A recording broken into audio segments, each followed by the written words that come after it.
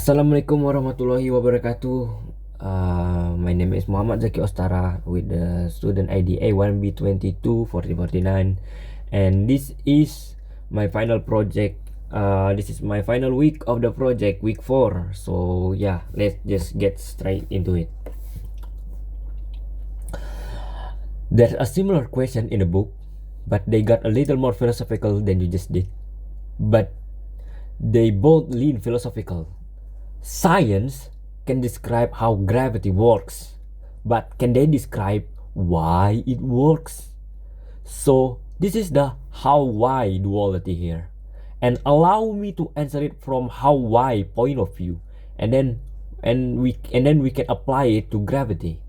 After I say that, in science, if we can describe how something works and predict its future behavior, we claim to understand it and we move on. You can ask deeper questions about it. Why is there gravity? What is the meaning? What is the purpose? And go ahead. But I'm good with what I have done, and I can land a spacecraft on Mars instead of a crater in a hole-in-one using my understanding of gravity. So I'm pretty good with it. Okay? So I'm not distracted by the more philosophical side of that. Why does it work? Okay. Einstein, so Newton was deeply puzzled by how you can have something called in which he coined the phrase action at a distance. He wrote down the equation that worked.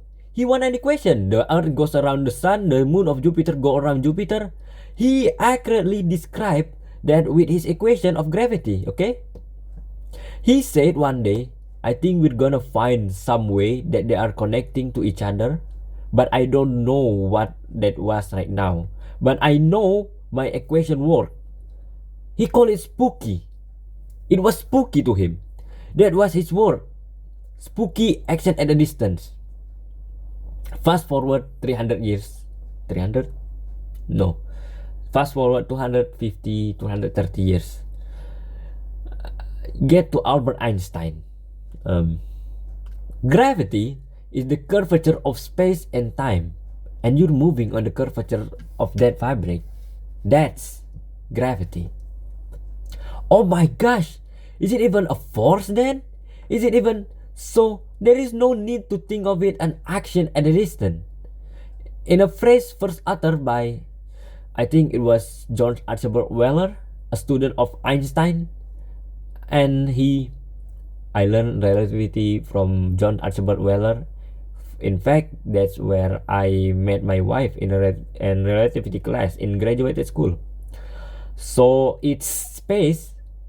So matters tells space how to curve. Space tells matters how to move. It moves on the curvature of space. You don't need an action at a distance.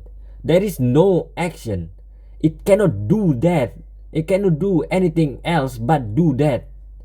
It's like you have a funnel and you take a ball and then you roll it on the funnel. The ball can only do what the funnel tells it to do. And it will circle you. If you give it a sideways motion, it will start spinning around. There is no magic hand coming in there. It is following the curvature of its space-time continuum.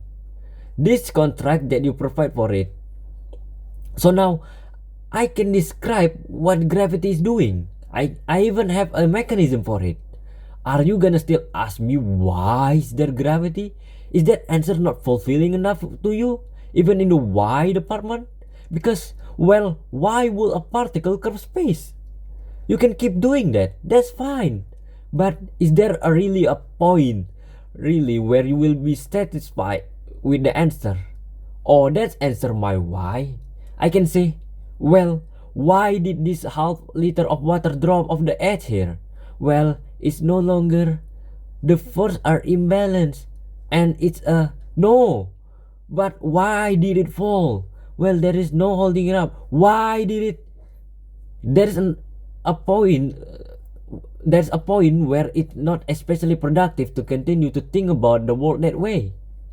Because what I'm claiming is the answer to the how. When you understand the how enough, are tantamount to having the answer the why question. That's all. That's what I'm telling them. Okay? Okay, you got a bald head. We can say, well, why did you go bald? Well, okay, the hair follicles at when do you start losing your hair in like in your late 20s, and when do you start losing hair? Probably like late 20s, early 30s. Yeah, that's common.